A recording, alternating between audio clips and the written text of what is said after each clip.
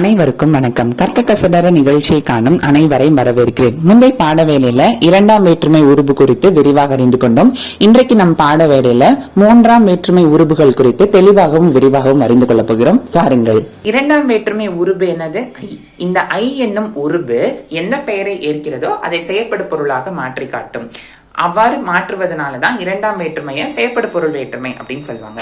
இந்த மூன்றாம் வேற்றுமை உருபுகளும் அதே போலதான் தம்மையேற்ற பெயர் பொருளை கருவி, கருத்தா, உடனிகழ்ச்சி பொருளாக வேறுபடுத்தும். எனவே மூன்றாம் வேற்றுமையை கருவி வேற்றுமை அல்லது கருத்தா வேற்றுமை அல்லது உடனிகழ்ச்சி வேற்றுமை அப்படின்னு சொல்லுவாங்க. சரியா? இந்த ஆள் மட்டும்தான் நம்ம என்னது மூன்றாம் வேற்றுமையில சொல்லுவோம். ஆனா இந்த ஆள் மட்டும் கிடையாது. ஆள், ஆண், ஒடு, ஓடு இந்த நான்குமே என்ன அப்படின்னு பார்த்தோம்னா மூன்றாம் வேற்றுமை உருபுகள். இதுல பெரும்பாலும் நம்ம எதை பயன்படுத்தும் அப்படின்னு பார்த்தோம்னா இந்த ஆள் மற்றும் ஓடு. சரியா? இப்போ என்ன சொல்ல வராங்க அப்படின்னு பார்த்தோம்னா தம்மையேற்ற பெயர் பொருளை என்னென்னவாக மாற்றி காட்டும் அப்படின்னு பார்த்தோம்னா கருவி, கருத்தா, உடனிகழ்ச்சி பொருளாக வேறுபடுத்தும். எடுத்துக்காட்டுகளோட பார்க்கிறப்ப இன்னும் உங்களுக்கு தெளிவாக தெரியும். இப்போ நாரால் கயிறு திரித்தான். கயிறு திரித்தான் அப்படின்றது ஒரு செயல். செயல் செய்வதற்கு உபயோகப்படுத்தும் பொருளை நம்ம என்னன்னு சொல்லுவோம் அப்படின்னு பார்த்தோம்னா கருவி அப்படின்னு சொல்லுவோம். ஆகு பேர் படிக்கிறப்ப இந்த கருவினா என்னன்னு படிச்சோம். அதே மாதிரி அந்த செயலை செய்வதற்கு உறுதுணையாக இருந்தவர் யார், அந்த செயலை செய்தவர் யார் அப்படின்னு வரப்ப அதை நம்ம கருத்தா பெயர் அப்படின்னு சொல்லுவோம். இரண்டு செயல்களும் ஒரே பயனிலை கொண்டு முடியுது அப்படின்னா அது நம்ம உடனிகழ்ச்சி பொருள் அப்படின்னு சொல்லுவோம். இப்போ கயிறு திரித்தான் அப்படின்றது ஒரு செயல். இந்த கயிறு திரித்தான் என்னும் செயலை செய்வதற்கு எந்த பொருள் பயன்பட்டிருக்கு? நார் என்னும் பொருள் பயன்படுத்திருக்கு. அந்த நார் என்னும் பெயர் சொல்லோடு இந்த ஆள் என்னும் உருபு சேர்ந்து அதை என்னவாக மாற்றி காட்டிருக்கு அப்படின்னு பார்த்தோம்னா கருவி பெயராக மாற்றி காட்டிருக்கு. சரியா? இப்ப இந்த ஆள் என்னும் உருபை சேர்க்கலைன்னா என்ன வரும்? நார் கயிறு திரித்தான் அப்படின்றப்ப பொருள்ல குழப்பம் ஏற்படுதுல. அப்ப இந்த ஆள் என்னும் உருபு அந்த நார் என்னும் சொல்லோட சேரும் பொழுது அதை என்னவாக மாற்றி இந்த நார் என்னும் பெயர் சொல்லை கருவி பெயராக மாற்றி காட்டுது. அதே இது அடுத்த எடுத்துக்காட்டு பாருங்க. கரிகாலனால் கல்லணை கட்டப்பட்டது. கல்லணை கட்டப்பட்டது அப்படின்றது ஒரு செயல். இந்த செயலை செய்தவர் யார்? கரிகாலன். சரியா? இப்போ அந்த ஆள் என்னும் உருபு கரிகாலன் என்னும் பெயர் சொல்லை ஏற்கும் பொழுது அது என்னவாக மாற்றி காட்டுது அப்படின்னு பார்த்தோம். அந்த பெயர் சொல்லை கருத்தா பெயராக மாற்றி காட்டுது. சரியா? அடுத்தது மகன் தண்டையோடு வந்தான். இப்போ உடனிகழ்ச்சி பொருள்னா என்ன அப்படின்னு பார்த்தோம்னா இரண்டு எழுவாய்கள் இருக்கும், இரண்டு பெயர் சொற்கள் இருக்கும். அந்த பெயர் சொற்கள் ஒரே பயனிலையை செய்து அதாவது ஒரே வேலையை செய்யறாங்கன்னா அதுதான் உடனிகழ்ச்சி பொருள் அப்படின்னு சொல்லலாம். இந்த இடத்துல மகனும் வந்திருக்காங்க, தந்தையும் வந்திருக்காங்க. அப்ப அந்த ஓடு என்னும் உருபு சேரும் பொழுது தந்தை என்னும் பெயர் சொல்லோடு இந்த ஓடு என்னும் சேரும் பொழுது அதை என்னவாக மாற்றி காட்டுது அப்படின்னு பார்த்தோம்னா உடனிகழ்ச்சி பொருளாக மாற்றி காட்டுது. இன்னும் விரிவான எடுத்துக்காட்டுகளோட பார்க்கிறப்ப இன்னும் உங்களுக்கு விளக்கம் தெரியும். அதற்கு முன்னாடி மூன்றாம் வேற்றுமைக்கான நன்னூல் நூற்பா பார்ப்போம். நன்னூல் 297 பவநந்தி முனிவர் என்ன சொல்லியிருக்காருன்னு பாருங்க. மூன்றாவதன் உருபு ஆள், ஆண், ஒடு, ஓடு. இதைத்தான் நம்ம சொன்னோம். மூன்றாவதன் உருபு என்ன? ஆள், ஆண், ஒடு, ஓடு. கருவி, கருத்தா, உடனிகழ்வு அதன் பொருள். எந்தெந்த பொருள்கள்ல வரும்? கருவி பொருள்ல வரும், கருத்தா பொருள்ல வரும், உடனிகழ்வு பொருள்ல வரும். சரி, ஆள், ஆண் இவை இரண்டும் பார்த்தோம்னா மூன்றாம் வேற்றுமை உருபு. இந்த மூன்றாம் வேற்றுமை உருபுகள் எந்த இடங்கள்ல வரும் அப்படின்னு பார்த்தோம்னா கருவி பெயர்ல வரப்பையும் கருத்தா பெயர்ல வரப்ப மட்டும்தான் இந்த ஆள், ஆண் என்பது வரும். ஒடு, ஓடு இந்த இரண்டு வேற்றுமை உருபுகளும் மூன்றாம் வேற்றுமை உருபுகளும் உடனிகழ்ச்சி பொருள்ல வரப்ப வரும் அப்படின்னு சொல்றாங்க. அதாவது கருவி கருத்தால போடுறப்ப அதாவது ஒரு பெயர் சொல்லை கருவி பொருளாகவும் கருத்தா பெயராகவும் நான் மாற்றி காட்டணும்னா ஆள், ஆண் உருபை பயன்படுத்த வேண்டும். அதே ஒரு பெயர் சொல்லை உடனிகழ்ச்சி பொருளாக மாற்றி காட்டணும்னா ஒடு, ஓடு இந்த இரண்டு வேற்றுமை உருபுகளையும் பயன்படுத்த வேண்டும். சரியா? கருவி பொருள். கருவினா நம்ம என்னன்னு சொல்லிருக்கோம்? ஒரு செயலை செய்வதற்கு உபயோகப்படுத்தப்படும் சாதனம், பொருளை தான் நம்ம என்னன்னு சொல்லுவோம்? கருவி அப்படின்னு சொல்லுவோம். அப்படிப்பட்ட கருவி பார்த்தோம்னா முதற்கருவி, துணை கருவி அப்படின்னு இரு வகைப்படும். முதற்கருவி அப்படின்னா என்னன்னு பார்த்தோம்னா காரியமாக மாறி அதாகவே இருப்பது. எடுத்துக்காட்டுகள் பாருங்க. மண்ணால் குடத்தை வணைந்தான், மரத்தால் சிலையை செய்தான். மண், மரம் இவை இரண்டும் பார்த்தோம்னா எழுவாய்கள், தொடர் எழுவதற்கு காரணமாக அமைந்த பெயர் சொற்கள். குடத்தை, சிலையை இந்த இரண்டும் பார்த்தோம்னா செயற்படு பொருள். ஏன்னா ஐ என்னும் வேற்றுமை உருவை ஏற்று இந்த பெயர்ச்சொல் என்னவாக மாற்றி இருக்கு? செயற்படு பொருளாக மாறி இருக்கு. வணைந்தான், செய்தான் என்பது பயனிலை, பயனிலைத்து இருக்கும் இடம். இப்போ இந்த ஆள் என்னும் உருபு நன்றாக கவனிங்க. கருவி பெயர்ல எந்த உருபுகள் மட்டும்தான் வரும்? ஆள், ஆண் இந்த இரண்டு மட்டும்தான் வரும். அதனால இந்த ஆள் என்னும் உருபு இந்த மண் என்னும் பெயர் சொல்லோட ஏற்கும் பொழுது அதை என்னவாக மாற்றி காட்டியிருக்குன்னா கருவி பெயராக மாற்றி காட்டிருக்கேன்னா குடத்தை வணைந்தான் அப்படின்றது ஒரு செயல். அந்த செயலை செய்வதற்கு என்ன சாதனம் பயன்படுத்திருக்காங்க? மண் என்னும் பொருளை பயன்படுத்தி இருக்காங்க. சரியா? அப்ப இந்த இடத்துல மண்ணால் அப்படின்றது கருவி பொருளாக வந்திருக்கு. அதே மாதிரிதான் சிலையை செய்தான் என்பது ஒரு செயல். அந்த செயலை செய்வதற்கு எது வந்து பயன்படுத்தப்பட்டிருக்கு? மரம் என்னும் பொருள் பயன்படுத்தப்பட்டிருக்கு. சரியா? இப்ப அந்த மண்ணால் மரத்தால் என்பது கருவியாக வந்திருக்கு. இதை எப்படி முதற் கருவி துணை கருவி அப்படின்னு நம்ம கண்டுபிடிக்கணும் அப்படின்னு பார்த்தோம்னா, குடம் என்பது எவ்வாறு வரும்? இந்த மண் என்னும் பொருளை கொண்டு அதை பக்குவப்படுத்தி அதன் வேலைப்பாடுகள் செய்த பிறகுதான் அது என்னவாக மாறும்? குடமாக மாறும். அப்ப மண் என்னும் கருவியே என்னவாக மாறி இருக்கு? காரியமாக மாறி இருக்கு. அந்த செயலின் பலனாக எதுவே கிடைச்சிருக்கு? மண் என்னும் கருவியை பயன்படுத்தியே குடம் என்னும் பயன் என்னது கிடைத்திருக்கு. அப்ப மண் என்பது என்னது? முதற்கருவி. அடுத்தது மரத்தால் சிலையை செய்தான் என்பது என்னது? அந்த காரியம். அந்த காரியத்திற்கு உதவுனதுதான் என்னது? மரம். அப்ப அந்த மரத்தை பக்குவப்படுத்தி சிற்ப வேலைப்பாடுகள் செய்த பிறகுதான் அந்த மரம் என்னவாக மாறிடுக்கு? சிலையாக மாறிடுக்கு. அப்ப ஒரு கருவி பெயர் காரியமாக மாறி அதாகவே இருந்தது என்றால் அதை நம்ம முதற் கருவி அப்படின்னு சொல்லுவோம். அதாவது ஒரு பொருளை செய்வதற்கு உபயோகமா இருக்கிறதா நம்ம கருவி அப்படின்னு சொல்லுவோம்.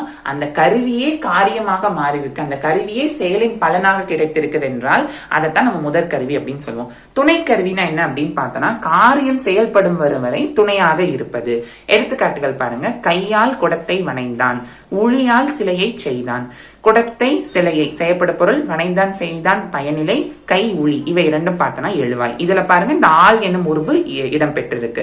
இப்போ குடத்தை வணைந்தான் என்னும் செயலுக்கு எந்தது பயன்படுத்தப்பட்டிருக்கு? கை என்னும் என்னது ஒரு உருவு பயன்படுத்தப்பட்டிருக்கு. அப்ப கை என்பது இந்த கையால் என்னும் வரப்ப என்னவாக வந்திருக்கு அப்படின்னு பார்த்தோம்னா ஒரு கருவி பெயராக வந்திருக்கு. அதே மாதிரிதான் சிலையை செய்தான் என்பதுல உளி என்னும் பெயர் சொல் வந்து கருவி பெயராக வந்திருக்கு. சரி, இதை எப்படி நம்ம துணை கருவி அப்படின்னு சொல்றோம் அப்படின்னு பார்த்தோம்னா, முதல் எடுத்துக்காட்டுல குடத்தை வணைந்தான்றப்ப மண் என்னும் கருவியே அந்த செயலின் பலனாக குடம் என்பதாக கிடைத்தது. சிலையை செய்தான் என்பதுல மரம் என்னும் கருவியே அந்த சிலையாக என்னது இறுதியில பலனாக கிடைச்சிருக்கு, அந்த செயலின் பலனாக கிடைச்சிருக்கு. ஆனா இந்த எடுத்துக்காட்டுல பாருங்க, கை என்பது என்னவாக மாறவில்லை, இறுதியில குடமா மாறவில்லை. உளி என்பது இறுதியாக என்ன மாறவில்லை, சிலையாக மாறவில்லை. இந்த குடத்தை செய்வதற்கு துணையாக என்னது இந்த கை என்னும் உருவு பயன்படுத்தப்பட்டிருக்கு, கை என்னும் கருவி பயன்படுத்தப்பட்டிருக்கு. சிலையை செய்வதற்கு இந்த உளி என்பது என்னது துணையாக பயன்படுத்தப்பட்டிருக்கு. அதாவது அந்த செயல் முடிகிற வரை இது என்னது ஒரு ஹெல்பிங் ஹேண்ட் நம்ம சொல்லுவோம்ல, அந்த துணை கருவியாக பயன்படுத்தப்பட்டிருக்குதான் இந்த கை மற்றும் உளி. எனவே காரியம் செயல்படும் வரை துணையாக இருப்பது. அதனாலதான் இந்த கை மற்றும் ஒளி இந்த இரண்டும் என்ன அப்படின்னு பார்த்தோம்னா துணை கருவி. முதற் கருவிக்கும் துணை கருவிக்கும் இதுதான் வேறுபாடு. அடுத்ததாக கருத்தா பொருள். கருவி கருத்தா இவை ரெண்டுலையும் பார்த்தோம்னா ஆள் ஆண் இந்த இரு உருபுகள் மட்டும்தான் வரும். அதை நம்ம நினைவுல வைத்துக்கணும். கருத்தா இயற்றுதல் கருத்தா ஏவுதல் கருத்தா என இரு வகைப்படும். நம்ம ஏற்கனவே தெரியும், ஒரு செயல் செய்தவரை தான் நம்ம என்னன்னு சொல்லுவோம், படைத்தவர் அல்லது செய்தவரை தான் நம்ம என்னன்னு சொல்லுவோம், கருத்தா அப்படின்னு சொல்லுவோம். இந்த ஆள் ஆண் என்னும் உருவு எந்த பெயரை ஏற்கிறதோ அந்த பெயரை என்னவாக மாற்றி காட்டும், கருத்தா பெயராக மாற்றி காட்டும். அதே மாதிரிதான் எவ்வாறு கருவி வந்து முதற்கருவி துணை கருவின்னு இரு வகைப்பட்டதோ அதே மாதிரி கருத்தாவும் இயற்றுதல் கருத்தா ஏவுதல் கருத்தா அப்படின்னு இரு வகைப்படும். இயற்றுதல் கருத்தானா அந்த செயலை தானே செய்ததென்றால் அது இயற்றுதல் கருத்தா, வேற யாராவது செஞ்சாங்கன்னா அதாவது தான் சொல்லி வேற யாராவது செஞ்சதென்றால் அது ஏவுதல் கருத்தா. எடுத்துக்காட்டுகளோட பார்த்தா இன்னும் உங்களுக்கு தெளிவாக தெரியும். தச்சனால் நாற்காலி செய்யப்பட்டது, ஆசிரியரால் பாடம் கற்பிக்கப்பட்டது. செய்யப்பட்டது கற்பிக்கப்பட்டது இவை இரண்டும் பயனிலை, நாற்காலி பாடம் வந்து செய்யப்படும் பொருள். இந்த இடத்துல தச்சன் ஆசிரியர் யாருன்னு பார்த்தோம்னா எழுவாய், அதாவது தொடர் எழுவதற்கு காரணமாக அமைந்த பெயர் சொற்கள். இந்த ஆள் என்னும் உருவை ஏற்று அது என்ன பெயராக மாற்றி காட்டிருக்கு, அந்த செயல் செய்தவராக மாற்றி காட்டிருக்கு, கருத்தா பெயராக மாற்றி காட்டிருக்கு. ஏன்னா நாற்காலி செய்யப்பட்டதுன்றது அந்த ஒரு செயல், அந்த செயலை செய்தவர் யார், தச்சன். அப்ப அதை கருத்தா பெயராக மாற்றி காட்டிருக்கு. அதே மாதிரிதான் பாடம் கற்பிக்கப்பட்டது அந்த செயலை செய்தது யார், ஆசிரியர். அப்ப தச்சன் ஆசிரியர் யார் யாருன்னு பார்த்தோம்னா கர்த்தா பெயர். இந்த கர்த்தா பெயர் ஏன் இங்க இயற்றுதல் கர்த்தா அப்படின்னு சொல்லியிருக்காங்கன்னா, இந்த வேலை யார் தான் செய்திருக்காங்க? தச்சன் மற்றும் ஆசிரியர் அவங்களே தான் முன்னின்று இதை செய்திருக்காங்க. அப்ப இவங்க 2 பேரும் என்ன அப்படின்னு பார்த்தோம்னா இயற்றுதல் கர்த்தா. ஏவுதல் கர்த்தான என்னன்னு பாருங்க. தான் செய்யாமல் பிறரை செய்ய வைப்பது. கோவில் அரசனால் கட்டப்பட்டது, கரிகாலனால் கல்லணை கட்டப்பட்டது. கட்டப்பட்டது அப்படின்றது பயனிலை. கோவில் கல்லணை இவை 2ம் பார்த்தோம்னா செய்யப்படு பொருள். கரிகாலன் அரசன் இவை 2ம் பார்த்தோம்னா எழுவாய். இந்த ஆள் என்னும் உருபு அரசன் மற்றும் கரிகாலன் என்னும் சொல்லோட ஏற்கும் பொழுது அது என்னவாக மாற்றி காட்டியிருக்கு அப்படின்னு பார்த்தோம்னா அந்த செயலை செய்தவராக மாற்றி காட்டியிருக்கு. கோவில் கட்டப்பட்டது என்னும் செயலை அரசன் என்னும் கர்த்தா பெயராக மாற்றி காட்டியிருக்கு. கல்லணை கட்டப்பட்டது என்னும் செயலை செய்ததாக யார மாற்றி காட்டியிருக்கு? கரிகாலன் என்னும் பெயர் சொல்லி மாற்றி காட்டியிருக்கு. இப்போ ஏவுதல் கருத்தான் ஏன் சொல்றாங்க அப்படின்னு பார்த்தோம்னா, இந்த இடத்துல அரசன் போய் என்னது கல் தூக்கி மண் தூக்கி என்னது அந்த வேலையை செய்யவில்லை. அரசனின் ஆணையை ஏற்று அவனின் வேலையாட்கள் அந்த வேலையை செய்திருக்காங்க. அப்ப இந்த இடத்துல அந்த வேலையை அரசன் செய்யல, ஆனா அரசனின் ஆணையை ஏற்று வேறவங்க செய்திருக்காங்க. அதனால அரசன் என்பது என்னது ஏவுதல் கருத்தாவாக இங்க பயின்று வந்திருக்கு. அதே மாதிரிதான் கரிகாலனால் கல்லணை கட்டப்பட்டதுன்னா கரிகாலனின் மேற்பார்வையில் கரிகாலனின் ஆணையை ஏற்று வேலையாட்கள் அந்த கல்லணையை செய்தார்கள். ஆனா யார் செய்தார்கள் இந்த இடத்துல சொல்லுவோம்னா கரிகாலன் தான் செய்தான்னு சொல்லுவாங்க. அது என்னது தான் செய்யாமல் வேற யார் செய்திருக்கிறதுனால தான் இந்த இடத்துல கரிகாலனால் என்பது என்னவாக வந்திருக்குன்னா ஏவுதல் கருத்தாக வந்திருக்கு. சரி, ஆள் நம்ம எல்லாத்துலயும் பார்த்தோம். ஏன்னா கருவியிலையும் பார்த்தோம், கருத்தாலையும் பார்த்தோம். ஆள் என்னும் உருவு தான் ஏற்று அதை கருவியாகவும் கர்த்தாவும் வேறுபடுத்தி காட்டிருக்கு.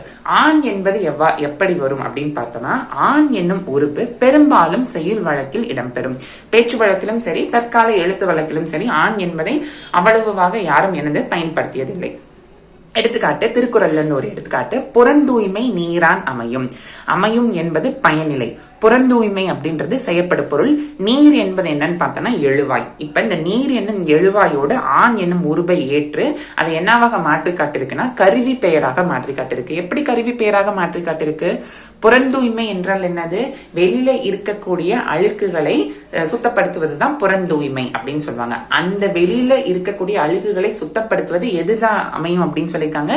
நீர் என்னும் கருவியை கொண்டுதான் அதை நம்ம செய்ய முடியும். நீர் என்னும் கருவியை கொண்டுதான் வெளியில இருக்கக்கூடிய அழுக்குகளை களைத்து நம்ம தூய்மைப்படுத்த முடியும் அப்படின்னு சொன்னாங்க. அப்ப இந்த இடத்துல நீர் என்னும் பெயரு சொல்லோட ஆண் என்னும் உருவை ஏற்று இது என்ன பெயராக வந்திருக்கு? கருவி பெயராக வந்திருக்கு.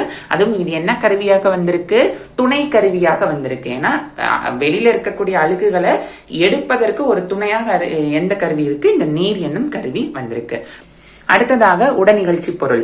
ஆள் ஆண் இவை 2ம் பார்த்தோம்னா கருவி கர்த்தா பேர்ல வரும். ஒடு ஓடு இந்த 2 வேற்றுமை உருபுகளும் என்ன பேர்ல வரும் அப்படின்னு பார்த்தோம்னா உடனிகழ்ச்சி பொருள்ல வரும். சரி, உடனிகழ்ச்சி பொருள் அப்படின்னா என்னன்னு பாருங்க.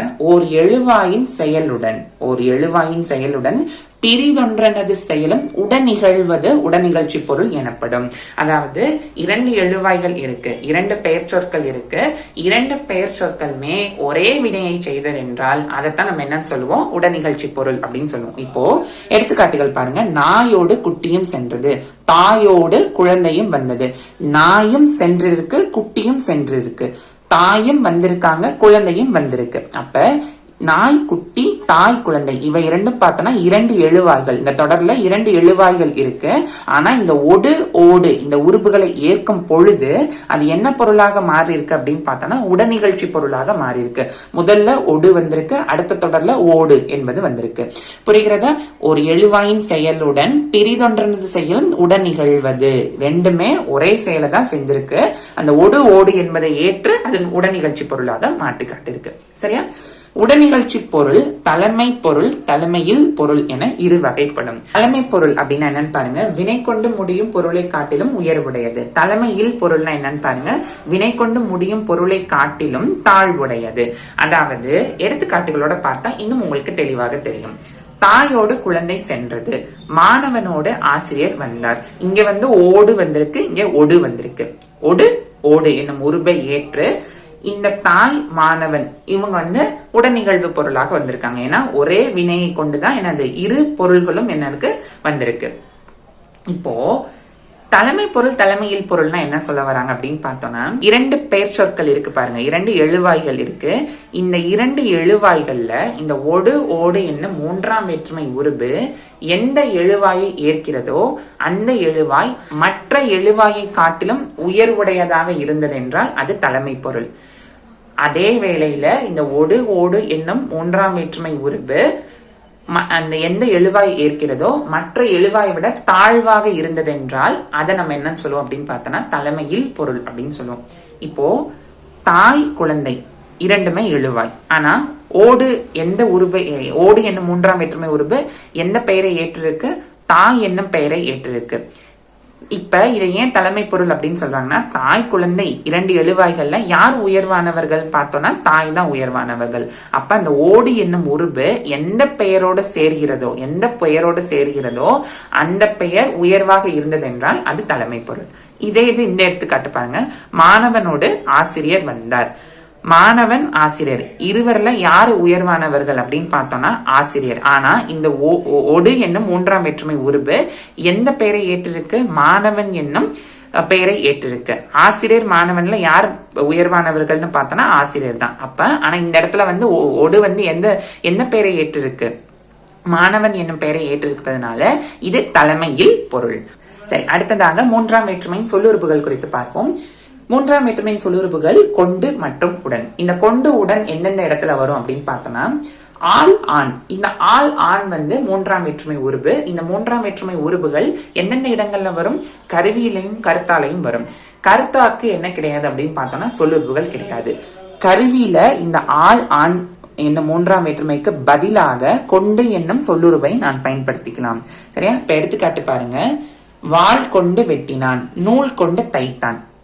வாளான் வெட்டினான், நூலால் தைத்தான். இங்க ஆள் ஆண் என்னும் உருபு வந்திருக்கு. ஆண் ஆள் என்னும் மூன்றாம் வேற்றுமை உருபு வந்து இந்த வாள் மற்றும் நூலை என்னவாக மாற்றி காட்டிருக்கு? கருவியாக மாற்றி காட்டிருக்கு. ஏன்னா வெட்டினான் என்னும் செயலை செய்வதற்கு உதவுன பொருள் என்னது? வாள். அதே மாதிரி தைத்தான் என்னும் செயலை செய்வதற்கு உதவுன பொருள் என்னது? நூல்.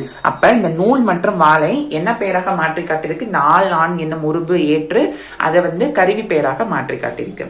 இப்போ இந்த ஆள் ஆண்க்கு பதிலாக கொண்டு என்னும் சொல்லை நான் பயன்படுத்திய போதும் பொருள் எதுவும் மாற்றம் ஏற்பட்டிருக்கா? கிடையாது. நூலால் தைத்தான், நூல் கொண்டு தைத்தான், பொருள்ல மாற்றம் இல்ல. வாளான் வெட்டினான், வாள் கொண்டு வெட்டினான், பொருள்ல எந்த மாற்றமும் இல்லை. சரியா? அப்ப ஆள் ஆண் என்னும் வேற்றுமை உருபுகள், மூன்றாம் வேற்றுமை உருபுகள் கருவியாக வரும் பொழுது, கருவி பொருள்ல வரப்ப அதற்கு பதிலாக நான் எதை பயன்படுத்திக்கலாம்? கொண்டு என்னும் சொல்லுறுப்பை பயன்படுத்திக்கலாம். அடுத்தது ஒடு ஓடு என்னும் இந்த உருபுகள், மூன்றாம் வேற்றுமை உருபுகள் எந்த பெயர்ல மட்டும்தான் வரும்? உடனிகழ்வு பெயர்ல மட்டும்தான் வரும். அந்த உடனிகழ்ச்சி பொருள்ல வரப்ப அதற்கு பதிலாக நான் எதை பயன்படுத்திக்கலாம் அப்படின்னு பார்த்தோம்னா உடன் என்னும் சொல்லுறுப்பை பயன்படுத்திக்கலாம். பாருங்க, தாயுடன் குழந்தை வந்தது, ஆறுமுகனுடன் வள்ளி சென்றாள். இப்போ தாயோடு குழந்தை வந்தது, ஆறுமுகனோடு வள்ளி சென்றாள். ஒடு ஓடு என்னும் மூன்றாம் வேற்றுமை உருபு இந்த தாய் மற்றும் ஆறுமுகன் இந்த இரண்டு பெயர்களையும் ஏற்று இந்த தொடரை என்னவாக மாற்றி காட்டிருக்கு? உடனிகழ்ச்சி பொருளாக மாற்றி காட்டிருக்கு. ஆனா இந்த ஒடு ஓடுக்கு பதிலாக நான் என்ன பயன்படுத்திருக்கேன்? உடன் என்னும் சொல்லை பயன்படுத்திய போதும் பொருள்ல எந்த மாற்றமும் இல்லை. ஆறுமுகனோடு வள்ளி சென்றாள், ஆறுமுகனுடன் வள்ளி சென்றாள். தாயோடு குழந்தை வந்தது, தாயுடன் குழந்தை வந்தது. எந்த பொருள் எது மாற்றம் இருக்கா? இல்ல. ஒடு ஓடு என்னும் மூன்றாம் வேற்றுமை உருபு உடனிகழ்ச்சி பொருள்ல வரப்ப இந்த உருபுகளுக்கு மாற்றாக உடன் என்னும் சொல்லுறுப்பையும் நாம் பயன்படுத்திக்கலாம். இந்த பதிவுல மூன்றாம் வேற்றுமைனா என்ன, மூன்றாம் வேற்றுமையின் உருபுகள் என்ன, அது எந்தெந்த பொருள்கள்ல வரும், அந்த பொருள்களின் வகைகள் மற்றும் மூன்றாம் வேற்றுமையின் சொல்லுறுப்புகள் குறித்து தெளிவாகவும் விரிவாகவும் அறிந்து கொண்டோம். இந்த காணொளி உங்களுக்கு பிடித்ததென்றால் மற்றவர்களுக்கு பகிருங்க. உங்களின் மேலான கருத்துக்கள் பகுதியில் தெரிவிங்க. தொடர்ந்து எங்களோடு இணைந்திருக்க மறக்காம கற்க கசடற யூடியூப் சேனலை சப்ஸ்கிரைப் பண்ணிக்கோங்க. நன்றி, வணக்கம்.